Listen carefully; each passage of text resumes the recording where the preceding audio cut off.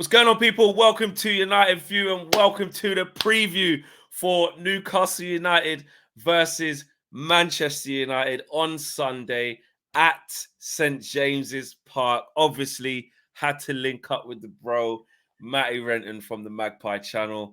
Bro, Yeah. This do you know what? You're the guest. You know, you're the guest of the channel. A lot happened. Obviously, cup final, heartache, etc., etc. Easy day at the office for us. I got a feeling this game's going to be a bit different. 100%. Start off, bro. You start off. How you feel? How you feeling going into this? Well, let's not talk about the cup final anymore. All right, the past is the past, mate. Yeah, it's done now. Thankfully, it's done. Don't want to hear about it anymore. I think this game is going to be completely a different ball game on Sunday. I really do. Mainly because we're at St. James's Park. Obviously, Wembley. I think Wembley was just that cup final was too much too soon for a lot of these players.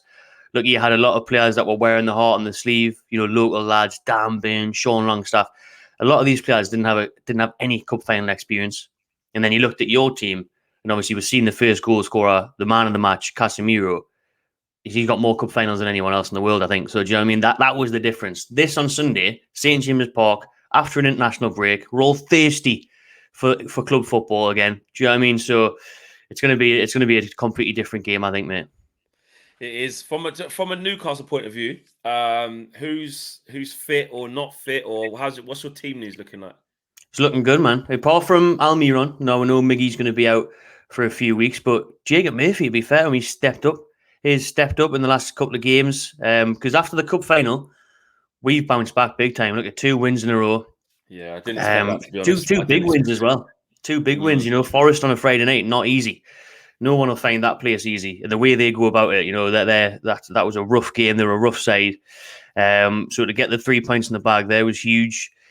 In this weekend, we've got players back, you know, like Joe Linton's back. That's the big one. Joe Linton's back from a 2-game suspension. Boss in midfield, he's going to be amazing. You've got Sven Botman, who's thankfully fit. He was international duty, food poisoning, ruled out of Netherlands. We're still waiting here about Fabian Shaw. Eddie Howe wouldn't speak about him in this morning's press conference. So that'll be a blow if he doesn't play.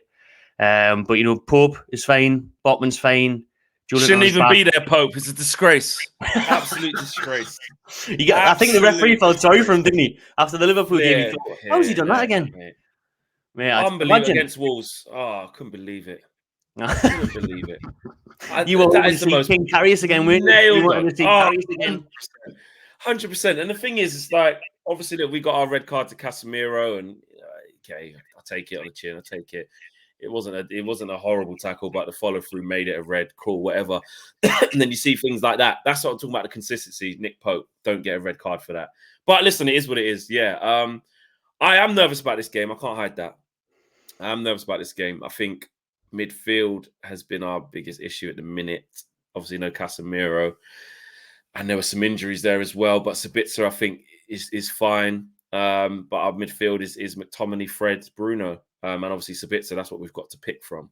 In terms of the here's the thing, yeah. Here's the thing. I mean, those 2 games, I mean, look, you had City straight after the cup final, so fair enough. All right, that was a 2-0 loss. I watched that game. The Wolves won, you know, although it was at home, it was kind of close. You deserved to win, but you had, you know, it was 2-1. Forest again, they scored first, didn't they? And there's the last 10. Yeah, exactly. So you're not free flowing, but what I will say is Newcastle at home at St. James's. I think if we've got to match the intensity, we can always match the quality that you've got, because I think we've got a better squad than you, absolutely. But yeah, I still think we have to match the occasion and the intensity. And what I really worry about is our record against the top 10 away from home is really bad. Really, really bad. Yeah, we haven't won. We haven't won against the top 10 side, I want to say. I mean, wow, I didn't even know that. Yeah, we haven't played Tottenham yet. Liverpool, we got spanked. Brighton, we haven't played yet. Brentford, we got spanked. Actually, Fulham. We beat Fulham. I'll tell a lie. We beat Fulham away. Chelsea, we got a draw. Aston Villa, we got spanked. Arsenal, we lost. Man City, we got spanked. So, but what my point is that in the top 10, top 11, we don't do well away from home. Most of our away wins have come from teams in the bottom half. And I don't think that's a coincidence. I think it's a common theme this season where, like I said, Fulham is the only team in the top 12 that we've beat. We didn't even beat Palace away, actually, and they're 12th. So, yeah, they're literally the only team that we've beat in the top 12 is Fulham. I know the rest we haven't played a few yet, and you included, but that worries me. I just think I know you said don't talk about the Carabao Cup, but actually on the flip side, in your favour, I feel like obviously it's a chance to get revenge, and most importantly though, hunt for top 4. That's it. The cup final dream's over. It's done. It's gone. Now it's like it's not just little old Newcastle just try and get somewhere in Europe. It's no, we are going for top 4. Tottenham are shit. Liverpool are going to go for it as well. And you're there as well. You can go for it too. And I think that, do you know what it is? It's the magnitude of losing this game for us. If you lose, all right, cool. You maybe, you're 6 points off third. That's cool. But the top 4 race is what it is. It's still a scrap. But if we lose, that top 4 scrap, we're just straight back into it. And I think this is the chance for us, if we win, to put a nice bit of daylight, because we've got 2 games in hand over Spurs, and us and you guys have played the same games. But we're 3 points ahead of you. So if we can get a 6-point gap with you guys, that'd be brilliant. Because I'm hearing a lot of this thing from Newcastle fans and in the media, chance for revenge after the cup final. This is redemption for Howe against Ten Hag. I'm not asked about any of that, mate. The cup final is a different competition. It's gone now. I'm focusing on top 4. I'm focusing on this game is a massive chance for us to show that we belong here. That we're not just in the top 4 because Liverpool are shit, because Chelsea having a terrible season, because Spurs are falling to pieces. We can get level on points with Man United this weekend if we win. We will both be on 50 points. We will both have 2 games in hand on Spurs. This is the game where it's huge for the players, because imagine if those lads, 90 minutes, go into the dressing room, they've beaten Man United, they're 3rd in the league, because I think we will go 3rd on goal difference. Yeah. That'll be huge psychologically, and that will lift them. This could make or break our rest of the season, I think, in a way. I think we still could get top 4 even if we lose this game because of what's happening with Spurs. But I think if we win, you could. So in terms of make or break, you could definitely still get top 4. I think if we win, though, I think we definitely will get top 4. I think if we win, we definitely will. You'd go as far as saying that. You'd go as far as saying if you win and you go into 3rd. I think that'll be it, because I think I don't worry about Spurs at all now. I really don't. They've still got the assistant there. Do you know what I mean? That everyone's falling to pieces. Liverpool, I'm hearing Liverpool are going to go on this run. They're not going to go on any run. They're not going to go on any run at all. Look at the beat you lot convincingly, and then you'd think that was the moment, and then the week later they get beat off Bournemouth. Yeah. And the week later they don't score against Real Madrid. They're not going on a run. They're not. It's not 2018. They're not going on a run. But now that they're out of everything, you have to say they're a threat to us, bro. They're a threat, mate. But I think if we handle our business, we handle our business, it should be enough, man. I mean, to be fair, a couple of weeks ago, I was saying like, nah, we're still going to finish 5th or 6th. But now, I'm on it. I'm on it, mate. Yeah, it's weird. It's weird, yeah, because obviously, look, you're in the ascendancy, and obviously, I'm hearing how confident you are and how you're ready for this game, and obviously, I'm a bit on the nervous side, and I can't hide that. But at the same time, when I do this, in the moment, I'm like, nah. You know what? Actually, nah. Let's go up to New, because actually, we could put a statement down as well. I know I spoke about the reasons of why I could not be confident, and our record against the top 10, our midfield issues, etc. Before the international break, we were looking leggy, bro. Fulham played us off the park until that crazy shit happened. With all the red cards, they deserve to win that game. Mate, even the cup final, even in that cup final, the thing that annoyed me, 2 quick goals just changed it, innit? Yeah, the thing that annoyed me is that I didn't feel like you blew away, and I think that we didn't do enough on the day. That's what really frustrated me afterwards, because I thought we could have gave more there. We should have threatened to keep our more. Do you know what I mean? And yes, it was two quick fire goals by 2 world-class players, but I still felt there was a chance there. It wasn't like an amazing performance from Man United. No, it wasn't. We left that Carabao Cup final, and I said it at the end of my thing. I was like, it was a really quick come down.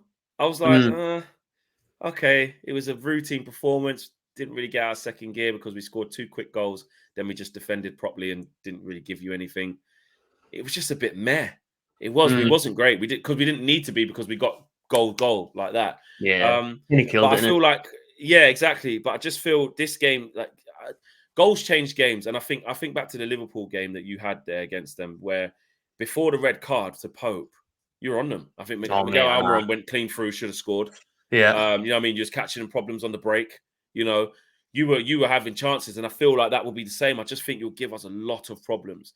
But if we can do a typical Man United thing, which I think if we do win the game, I think it will be how we have won games, which is you'll look back and think, Man United weren't even that great. How did we lose? I think it'll be that, because moment of magic from Rashford, moment of magic from Bruno, or, you know, a set piece, or just again, you know, counter attack, or one good transition, one good attacking bit of play, and you can find yourself 1-0 down against us. And that's what I'm hoping for, because I don't think we'll go there and outplay you. I don't think we'll go there and be super comfortable. If we did, I'll be super surprised if we leave there with 3 points going, you know what, flipping out, we put it on them. That was easy. Yeah, nice. I just don't see that. I don't see that. But I'm not scared of Newcastle in terms of, like, I have to say this as a Man United fan. It's not, Newcastle aren't, you know, the best ever the best team in the league, and, you know, free flowing scoring. But what they are is that at St. James's, if you don't match the intensity, because I think this game's going to be about intensity. You know, I mean, not so much about the quality of the individuals, because if it was about that, then I'd say Man United would win. It's not. It's not about that. Like I said, if you got Jacob Murphy on the right, we got Anthony, or, you know, you got St. Maxim on the left, or we got Rashford, or whatever. You got players who can hurt us, but I think it will come down to the intensity of which the game's played at, and that midfield battle. I think that's our thing, isn't it? You know, Eddie Howe says intensity is our identity, and that's what he wants, and that's what's carried us over the line. That's why we enjoy going to St. James's Park now, because we know we're going to get entertained. You know, for years we didn't. For years it was a chore going to the game. It was horrible. But now we look forward to it. Now we do create chances. And the thing that's changing for Newcastle is, like, we've struggled for goals in recent months. We've struggled. Wilson, after the World Cup, completely off the boil. Now, big Alexander Isak is stepping up to the plate, mate. He's on smoke. How important is he? Talk to me about him. Like, 100%. How good is he, and how good is he? For us to get top 4, he has to stay fit, because he is the goal avenue now. You know, yes, St. Maximin's dangerous. We've seen the cup final, should have scored, didn't score. That's the story of his game. He doesn't have enough of an product. Now that Almiron's out, who was our top goal scorer, he's out for a few weeks. Wilson is apparently come back to fitness. Apparently he had long COVID and stuff like that, and he's just been struggling. But Isak has got to be fit, because he is the man now. He is the man that's going to score the goals. He's the difference up top. Do you think Sir Maxwell will start? Yes, because Almiron's injured. I think he will start. Yeah, I think he'll start now. And this is the type of game where he could become man of the match or go missing. There seems to be no middle ground with St. Maximin. There's no middle ground. St. Maximin never comes off the pitch and you think, oh, what was that? Probably 7 out of 10. It's either 10 out of 10 or 1 out of 10. Do you know what I mean? There's never nothing between Maxi. He's an enigma. Yeah, you just don't know what you're going to get with him. So what? So he'll start on the left, and Jacob Murphy, you think, will start on the right? Maybe, or Maxi could start on the right, and does he play there sometimes? Joe Linton or Joe Willock could start on the left. Because Willock and Joe Linton have been, like, swapping the left forward in the midfield position. So maybe Willock on the left, Isak, and then Maxi. Or you could even have Isak on the left, Wilson down the middle, Murphy on the right. There's a couple of options, even without Almiron and probably without Anthony Gordon. So there is chances for Eddie Howe to experiment there, really. But we've got to get at, I think, the link, because Wan-Bissaka handled Maxi easily, didn't he? And he's got to play again. He has got to play again. But I think we've got to target the left side, to be honest. So maybe that's why I would switch it up and put Maxi on Shaw instead, if that's who's going to play. See what Shaw's on. Yeah, Wan-Bissaka's, he relishes that one-on-one battle, and that is him. He is brilliant at that. And for me, he's got to start. I'll be surprised if he doesn't start. My biggest thing is do we go with McTominay or Sabitzer in midfield? For me, Fred's got to start. But I think Ten Hag will be wary of your physical presence as well. You know, Sabitzer fit because he took a knock, didn't he? Or was that just? Yeah, he took a knock, but he was back in training yesterday. Is it? On Thursday? Sorry, he's back in training. So, you know what you need to do? He's back. Do you know how we turned Joe Linton into a field striker at a midfielder? How? You need to put Wout Weghorst in midfield, bro. That's what you need to do. You know what I mean? Drop him real deep. Put him in the 10, bro. Drop him deep, put him in the number 6, mate. He can be the Dutch Joe Linton, man. No, he can't because he can't run like Joe Linton. He's not powerful enough. He definitely can't do that. Joe Linton quick, man. Can't finish either, so hopefully plays up front on the weekend. And another thing, actually, put Scott McTominay up front, bro. You know what I mean? 4 goals in the international break against Spain. Do you know what I'm saying? I think he'll play Scott out of. He done well in the national break, and 2, I think that the physicality side of it as well. I think he'll probably go with that first. Look, Ten Hag can always change things up where I don't really know. Sometimes he might throw some curveballs in there where he goes McTominay and Sabitzer. Maybe he might do that. But I think Fred's got to start. I think we need that intensity. We need to get Bound apart. But you know, when I look at Botman, when I look at Shah, when I look at Dan Burn, I look at Joe Linton, I look at Isak. There's a few players there I just named. They're all big. They're all big. They get there on the end of things. And actually, in that second half against you, where we had to defend really well. It was about blocks. It was about competing in the air, winning things. I just think in midfield, if you go with Bruno, Longstaff, and Joe Linton, let's say, as an argument, you know, it's big. Do you know what I mean? It's big. I'm not saying we all have to go big, because it is about technique and stuff like that and physicality. But I just feel like I just got a feeling McTominay will start, and I don't know how that's going to play out. You know what I mean? If he does start, he is capable of putting in a good game, but he's also capable of being the Scott McTominay that we've seen too much of, where it isn't quite up to it. So, well, he's full of confidence, isn't he? Like you said, he's full of confidence. I probably would just start him. Exactly. I'll probably just start him in this type of game and then see how it goes. Sabitzer obviously coming off the back of a knock. How is he? He might not be ready yet as well. So I don't know. But another thing actually before I finish up, Martial. I mean, he's been our forgotten man. I need him on the bench, bro, because the red horse up front. I mean, he actually linked up well with Marcus Rashford, to be fair, to get the second goal against you. So he proved to get an impact against you. Just don't score enough, bro. Martial, man, I don't want to see Martial. He's got a good record at St James, I'm sure. I remember a few years ago, it was a horrible, cold winter night, and it was Martial like 80th minute 1-0. And that was lifting. I was there actually. Yeah, I remember that. Yeah. Because I was going back home like 10 o'clock at night, freezing. All I could tell was the Man U fans saying, "Tony Martial." I was like, "Oh, this is horrible." I didn't want to hear it. Do you know what I mean? Well, I hate to break it to you, but he hasn't played all year. He hasn't completed the 90 minutes all year. He's been plagued with injury, bro. He's been made of glass this year. It's been really bad. But he's been back in training though for a good 4 or 5 weeks, man. And now an extra couple of weeks. So surely he's got at least, but he's been back in training and still hasn't even been in the squad. They've been full training with the team. So because he's been out for so long, they really don't want to risk it. So, but I'm sure now with an extra 2 weeks, surely he's got to be on the bench. And the same with Christian Eriksen. This will come too quickly for him. But the next couple of weeks, we're expecting him back as well. He's back in training as well. So yeah. Right. Predictions, bro. What are you saying? I'm saying 2-1 Newcastle win. I'm going to go 2-1 Newcastle. I think we'll get the first goal.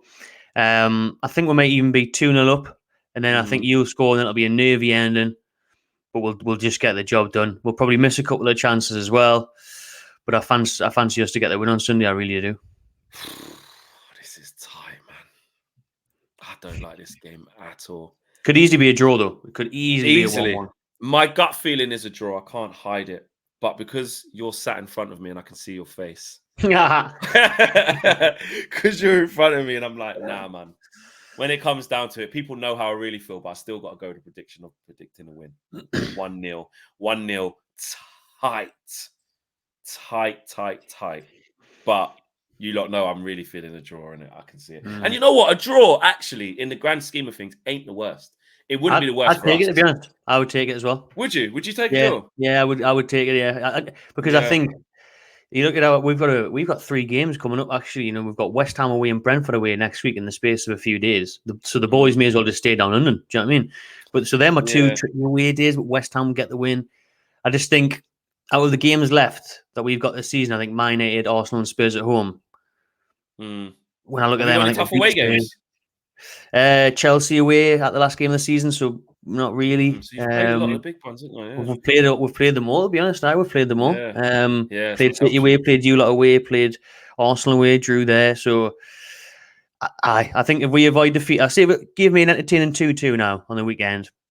take it and move on. Beat West Ham on Wednesday. Do you know what I mean? Stay top 4. I mean, we're risking it a bit because if we both draw, that'll put us on 51 points. You on 48. Then Tottenham got to play Everton Monday night, and I can't. That's it. That's an L though. They're getting beat there, mate. But you never know. Even if they did miraculously win, that would put them third. But we still have a couple of games in hand, so.